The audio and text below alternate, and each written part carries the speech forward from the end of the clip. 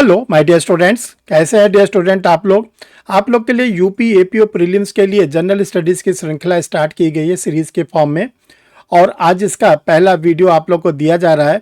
जैसा आप लोग को पिछले वीडियो में बताया गया था कि यूपी एपीओ प्रीलिम्स के एग्जामिनेशंस में जो जनरल स्टडीज़ में 50 क्वेश्चन आएंगे उसमें कैसे आप 45 नंबर पाएँ।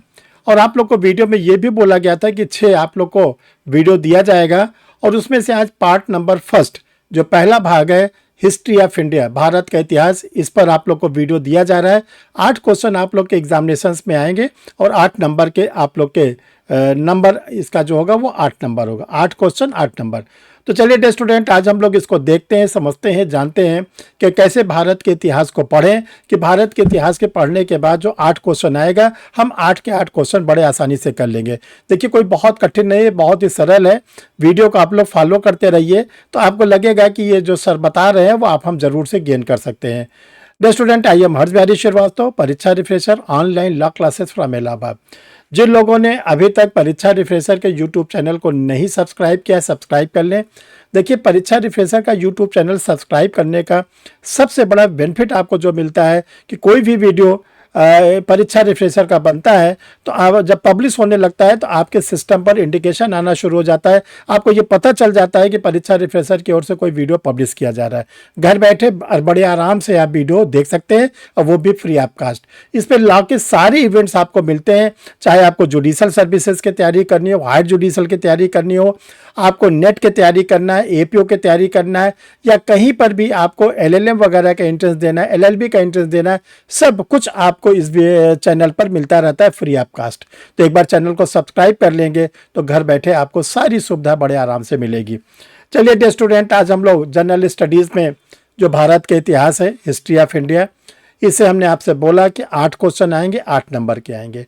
देखिए कोर्स भारत के इतिहास का केवल 8 क्वेश्चन आना है, सिलेबस बहुत बड़ा है, हमने उसको समराइज किया है। आप ये मत सोचिए कि जिस टॉपिक को सर ने नहीं लिखा तो क्यों नहीं लिखा। इसलिए नहीं लिखा कि पहले आप इन टॉपिक पर अपना कमांड बना लीजिए जो आज आप लोग को हम ये टॉपिक दे रहे हैं। जब इस पे आप कमांड बना लेंगे तो 8 में से मान के चलिए कम से कम 6 से 7 क्वेश्चन तो इसी टॉपिक से आएंगे, 8 के 8 भी आ सकते हैं।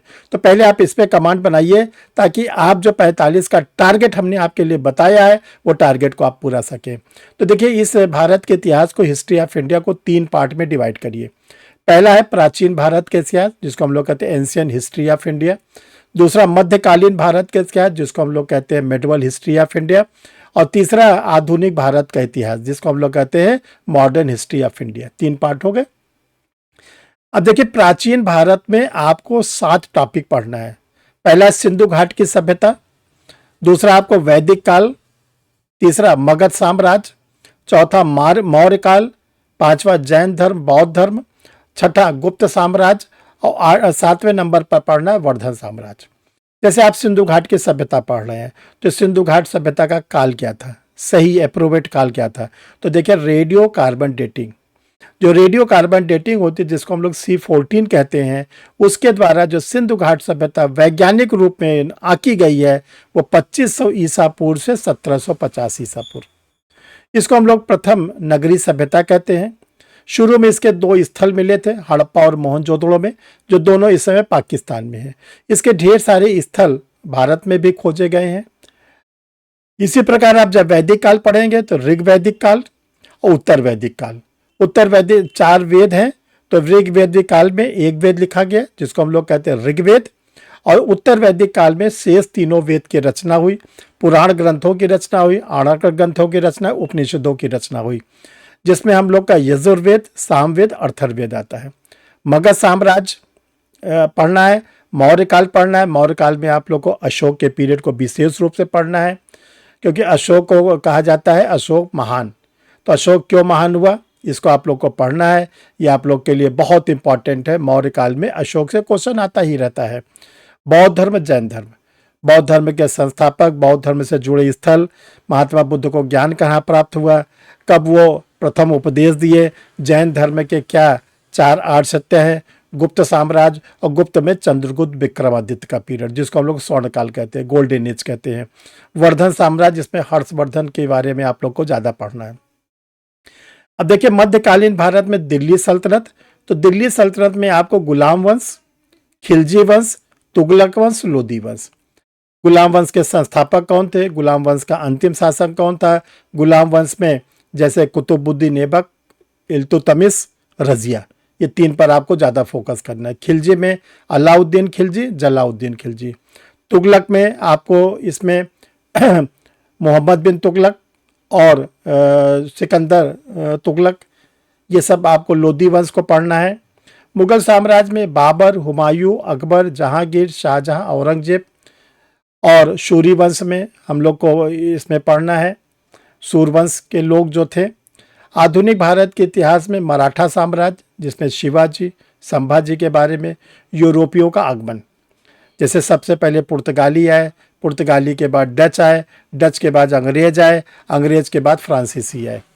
फिर 1857 की जो क्रांति हुई, क्रांति के मुख्य कारण क्या थे, क्रांति में भारत का अगुवा कौन था? जैसे बहादुर शाह जफर के नेतृत्व में हम लोगों ने क्रांति लड़ी, लेकिन हमारी क्रांति असफल थी।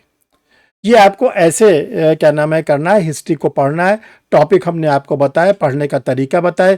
स्टडी मटेरियल भी अभी परीक्षा रिफ्रेशर लॉ क्लासेस में जो पब्लिश किया गया है एंशिएंट हिस्ट्री पर, मेडिवल हिस्ट्री, आपको बताया जाएगा, आप उसको ले भी सकते हैं। डियर स्टूडेंट, दूसरा आपको पढ़ना महत्वपूर्ण युद्ध, जैसे राबर का युद्ध। राबर का युद्ध कब हुआ? 1712 ईस्वी में, 1712 में, ये ध्यान रखिएगा। किनके मध्य हुआ? विजेता कौन हुआ?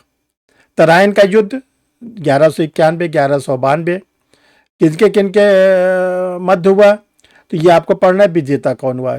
हल्दी घाट का युद्ध, चौसा का युद्ध, पानीपत का युद्ध, प्लासी का युद्ध, बक्सर का युद्ध। ये जो युद्ध हैं इनका आपको ईयर पढ़ना है, किन किन लोगों के बीच में हुआ और इसके विजेता कौन थे। इतना अगर आप तैयार करेंगे तो डियर स्टूडेंट आप दावेदारी कर सकते हैं 8 में 8 पाने की। इतना आपको कंप्लीट करना है। अब बहुत भागना नहीं है, हमने आप लोग के लिए समराइज कर दिया है और आप देखेंगे प्रीवियस ईयर में जितने यूपी एपीओ के पेपर हुए हैं इन्हीं के अंदर क्वेश्चन आ गया है आप लोग के लिए। डियर स्टूडेंट, यूपी एपीओ के लिए आप लोग के लिए प्रैक्टिस सेट रेडी है, डिग्लॉट एडिशन में है। पुलिस रेगुलेशन, पुलिस एक्ट पर भी स्टडी मटेरियल आप लोग के लिए रेडी है, आप इसको मंगा के पढ़ सकते हैं। कॉन्स्टिट्यूशन ऑफ इंडिया पर भी डिग्लॉट एडिशन में स्टडी मटेरियल अवेलेबल है। जो लोग न्यू क्रिमिनल्स लॉ को पढ़ना चाहते हैं, जिसमें बीएनएस, बीएनडबलएस और बीएसए है, इसमें 600 क्वेश्चन हिंदी के और 600 इंग्लिश में। अगर आप कंप्लीट नोट्स लेना चाहते हैं, बीएनएस का अलग पब्लिश है, बीएनडबलएस का अलग पब्लिश है, बीएसए का अलग पब्लिश है। जनरल स्टडीज़, देखिए जनरल स्टडीज़ 6 वॉल्यूम में हिंदी वाले लैंग्वेज में है, 6 वॉल्यूम में इंग्लिश वालों के लिए। History, geography, science, polity, economics और इंडियन नेशनल मूवमेंट्स।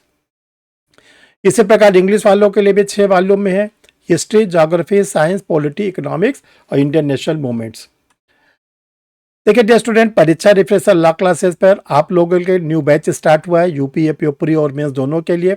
प्री की क्लास रात में 8 बजे चलती है और मेंस की क्लास जो होती है वो हिंदी मीडियम के लिए है 6:15 बजे शाम को। इसमें आप ज्वाइन कर सकते हैं, क्लास लाइव चलती है, रिकॉर्डेड वीडियो मिलता है, स्टडी मटेरियल मिलता है।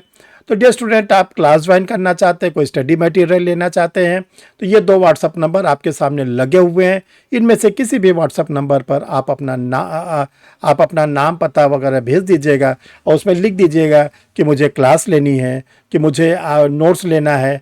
जो भी आप बताएंगे फर्दर आपको इन्फॉर्मेशन दे दी जाएगी। Thank you dear student. आप लोग को वीडियो कैसा लगता है कमेंट बॉक्स में लिखिए।